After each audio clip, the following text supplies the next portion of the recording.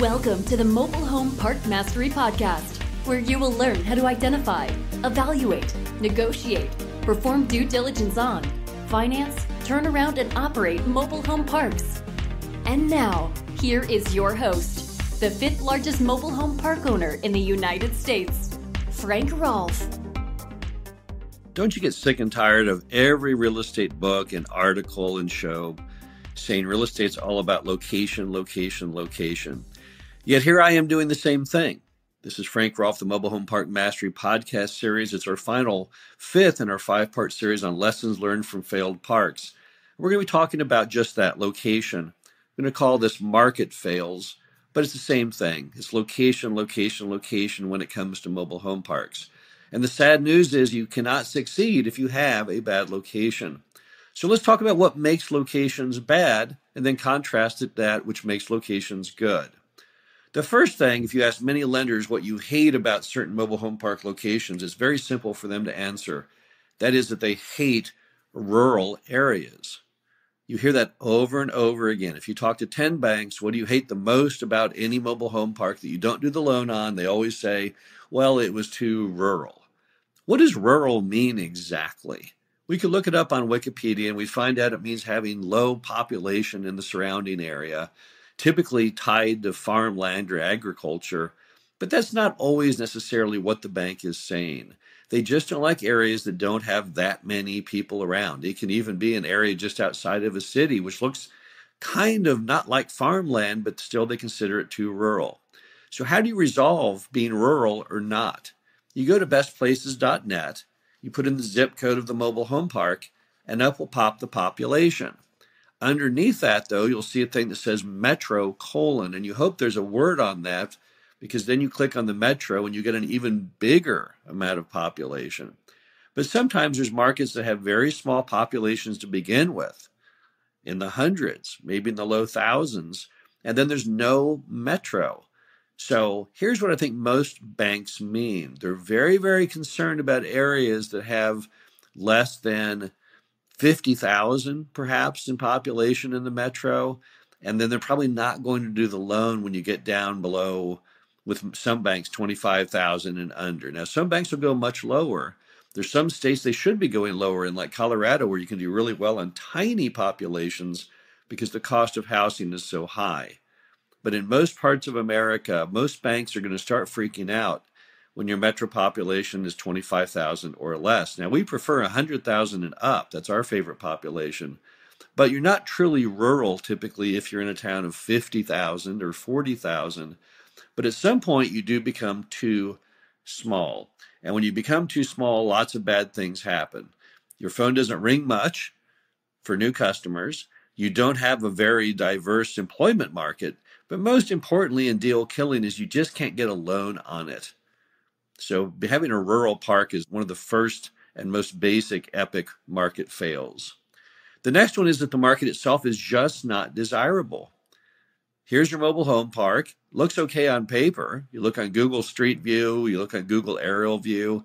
Hey, it's a mobile home park. What the heck? But then you come to find out that that school district is not somewhere that most people want to live, or that area of town is considered blighted and no one wants to go there. How do you figure this out? A test ad. You put a test ad in your largest metro newspaper in Craigslist, and you see how many calls you get over a 10-day run. A decent park will pull 20, 30 calls. A fantastic park will pull 100 calls, but a terrible park will only pull 2 or 3. So you've got to stay away from not desirable markets. If people don't want to live there, then you're never going to be able to fill your homes or fill your lots. So don't ever buy that. That's, again, a very basic market fail. A third one is when single family and apartment prices are just too low. Well, what's too low mean? Well, let's talk about that for a moment. We like single family home prices to be roughly $100,000 and up. Why is that? Because most of our customers will never be able to swing buying a $100,000 stick-built home. They don't have the down payment to do it, and they don't have the credit to do it. And it's unlikely in many cases they ever will. On the apartment side, we like our 3-bedroom apartment rents to be $1,000 and up. Why is that? Well, in most mobile home parks, the mobile homes are 3-bedroom, not 2-bedroom. So when you compare your mobile home park to 2-bedroom rents, it's not really fair because 3 bedroom apartments are much more rare and much more costly. We like those 3-bedroom apartment rents to be roughly $1,000 and up.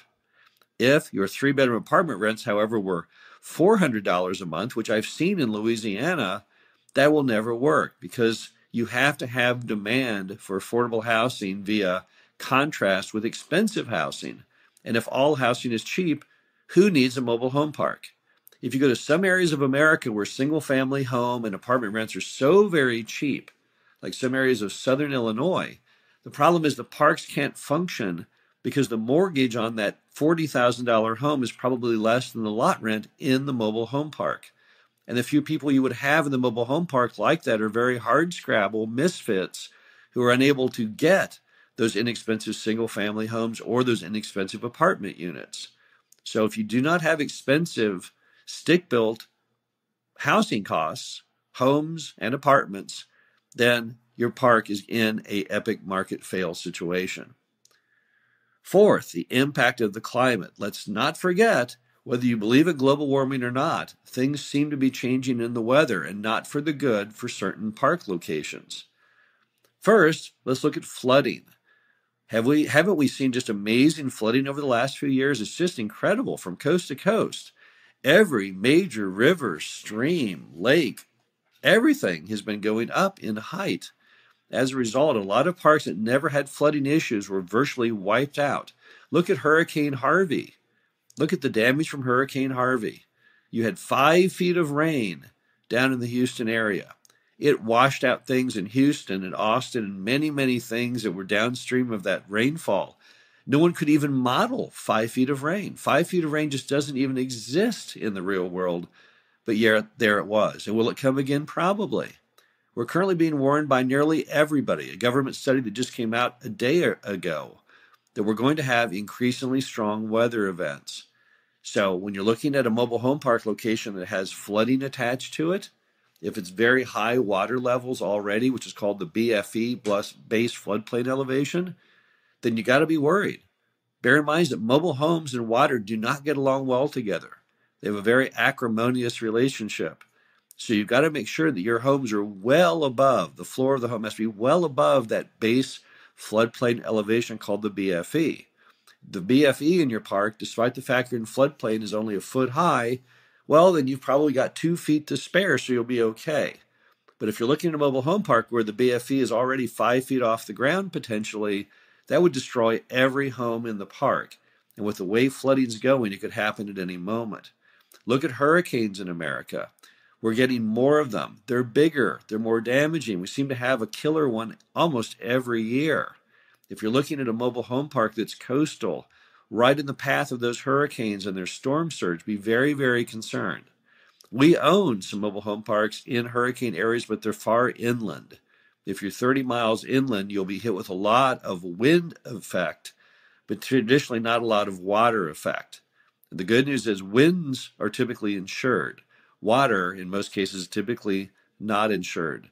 Look at Hurricane Harvey for a minute. $200 billion of damage, only $20 billion of that insured. $180 billion of it non-insured. There's nobody coming in. There's no Daddy Warbucks to come in now and give people money to fix it. So that's why those issues are very, very bad. And if you're in the Southwest, and even south parts of America, you need to watch out for the drought. Not because your park will necessarily run out of water, although it could, because it may change the entire specter of agricultural jobs. We've known of mobile home parks that have been ruined because the key employer had to move because they, for example, were a meat processing plant and they could not feed the cows because of drought. So just be very wary of the impact of climate on your location and make sure to stay away from areas that might turn into epic market fails simply because the way the weather is changing. This next one is big, and that's one-horse towns. We've written many, many articles. I've done many, many speeches on the fact that it's very, very risky for any mobile home park owner to look at buying a park that has one main employer. That lack of diversity can be hugely damaging to your investment dollars. Look at Bartlesville, Oklahoma, for example, the home of Phillips Petroleum, or at least it was.